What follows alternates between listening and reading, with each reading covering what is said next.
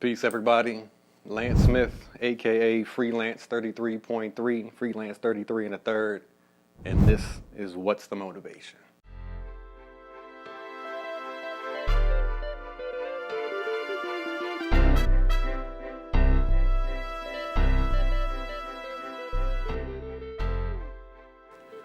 I guess I'm 9 or 10 now. It took me this musical odyssey. I'm still not done with it, so I'm still riding this wave. Sometimes seas are more surfable than not. Sometimes I feel like riding a wave, sometimes I don't. It's my choice. So right now I'm jumped back on, but it's taken me to a place where I know that music can move people and change people and influence people for the greater good.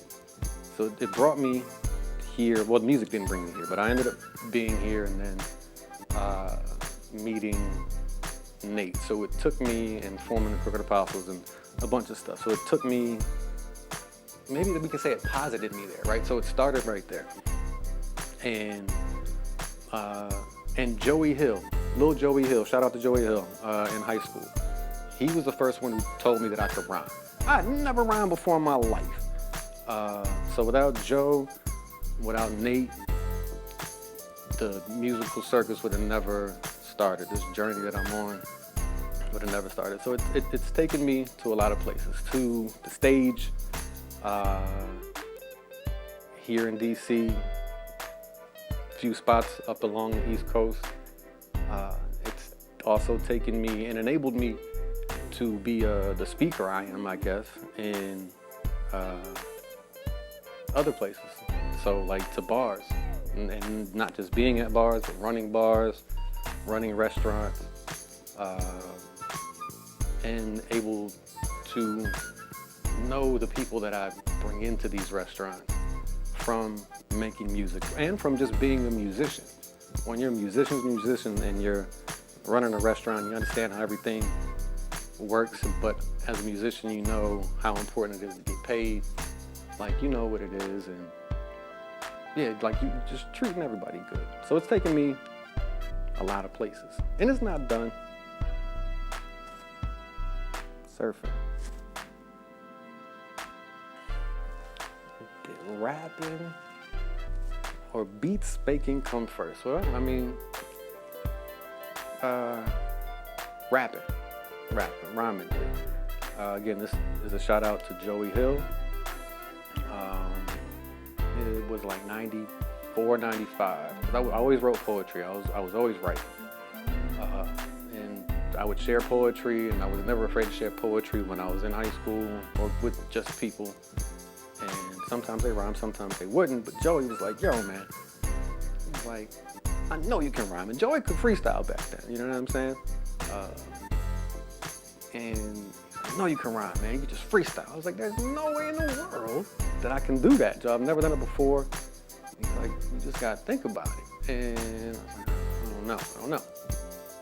I don't know how long after it was, but the rhyme came to me in my head, like a dream. I still remember it to this day. And I was like, oh, that's how you do it? Again, I don't know where it came from. It was just like bloop, and I was like reading a piece of paper, like dreaming lucidly when I was 15, 16 years old, and I can read it now off my shit, like my eyelids. It's I'm from the Southeast Corridor, about to turn your bitch to whore. So be prepared when I knock at your door. I'm coming through with Illmatic funk, got the skunk weed that you want. And that's all I can remember. And that may be all it was.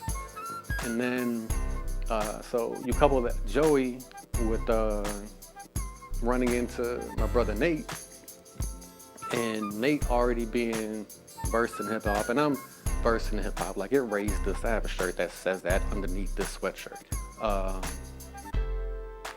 Nate was rhyming. Our buddy Dave was rhyming. We're all smoking and we're drinking 40s, low and brown, old E, the Ice House. And Nate was another person along with Joey to encourage me to start rhyming and keep rhyming, because I always wrote. So that's when I started. That's what came first. Rhyming definitely came first. That's a long answer.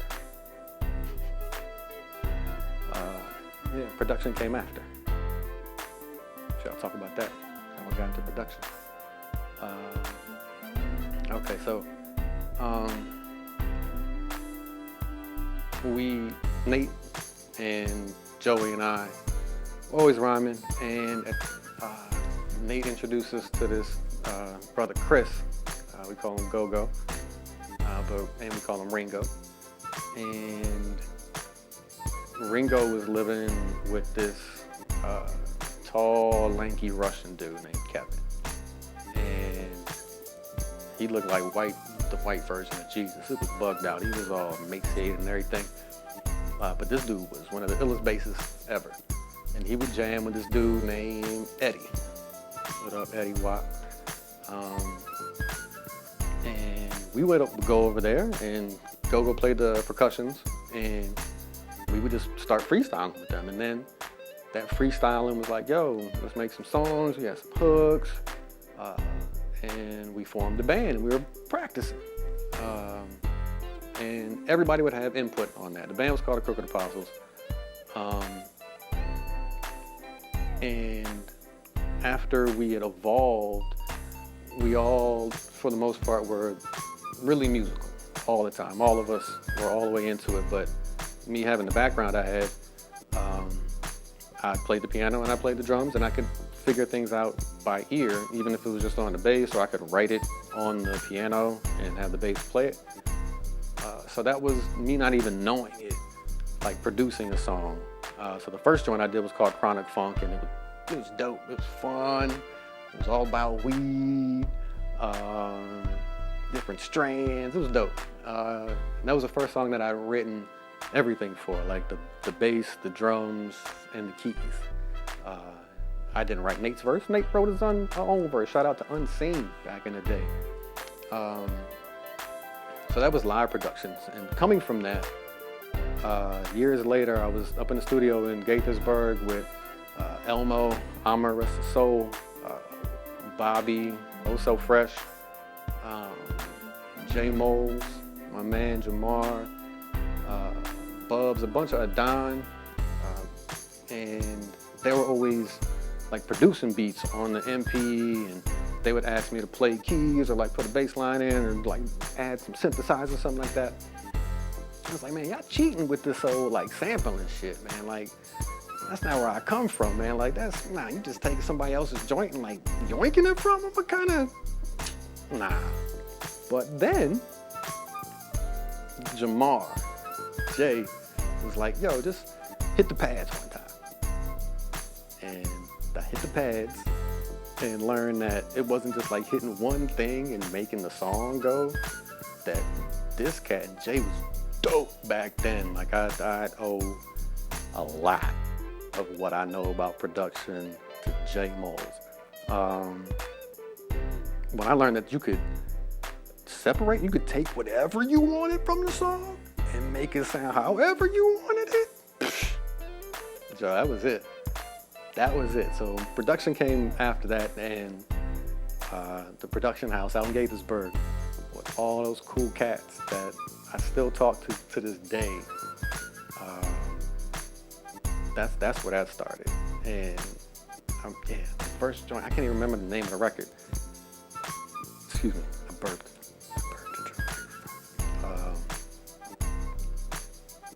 It's dope, and I'll send that. And that was it. And I've only gotten better with practice, firstly, and cats that knew the sonic side of everything, like levels and programs, like the proper tutelage for free from cats that just knew how to do it right and saw something.